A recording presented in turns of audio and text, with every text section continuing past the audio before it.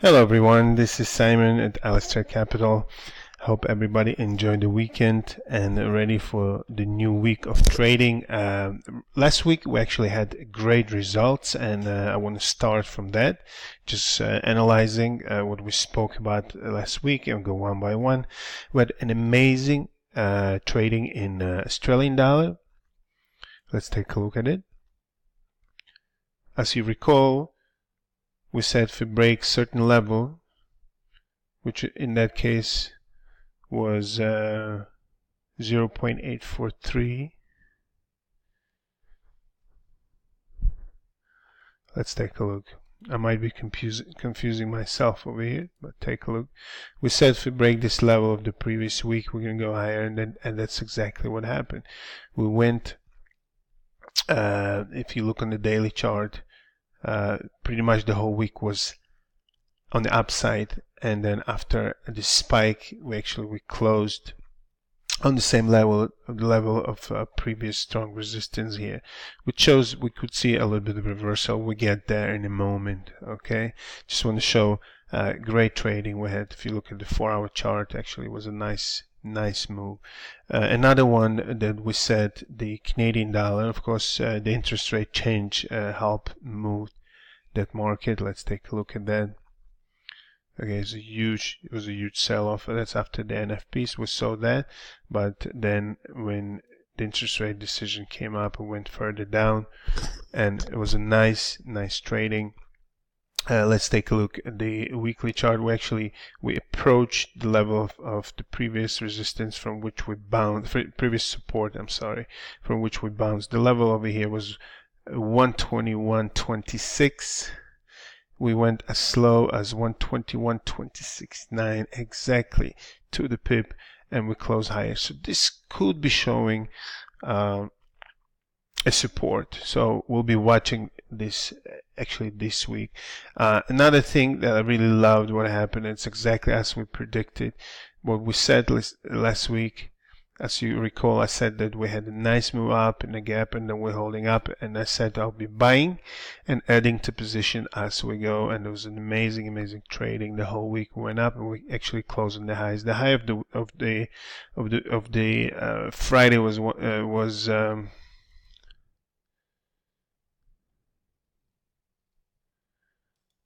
let me see.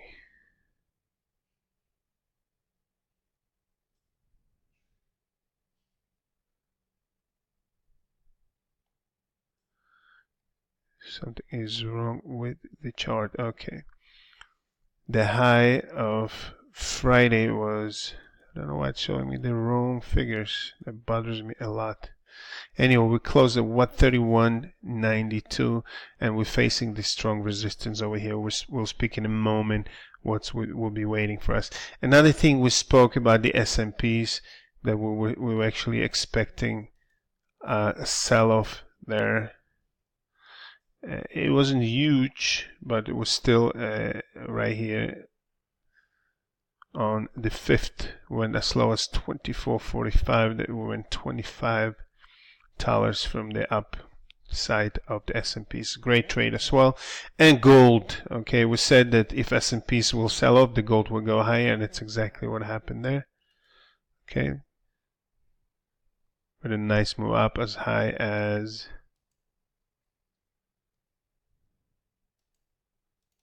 and also on my chart today was a nice trading. Okay, so let's see what we have fundamentally for this week. Few major things, and that's why I start from Australian dollar. Monday, we don't have anything major happening. Okay, but Tuesday we have Australian Bank Business Conference, which is not a big deal. But the pound, we have Consumer Price Index and CPI and PPI, a lot of news from Britain. Okay, so let's go back to the pound. We'll be watching pound again. This level over here has been very strong. Okay, as we discussed, I don't want to repeat myself, but let's see how it takes this level. Of course, if should the news be bad, we should probably have a little bit of a correction or sell off here to the previous levels, maybe to level over here, or around 130 level, also psychological level there. So let's pay attention to that. We have So that was Tuesday. Pound news, right? British news. We have more news, including the unemployment rate coming up the following days on Wednesday. Also on Wednesday we have PPI figures from the US, which will be following the S&Ps in general, the markets.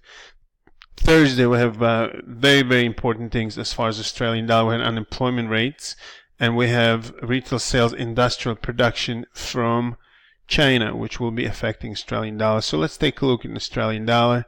Okay, after this move up and a huge spike, we saw this could be a sign of a correction. So we'll be watching the news and how it's being affected. Just on the same note, we're not going to go into it, but just to give you an idea. Okay, there was a sell-off after huge move on the copper. We're seeing a little sell-off, which could continue this week. So whoever's trading commodity, we could probably go to around 3, maybe a little bit below 3. So we'll be watching that.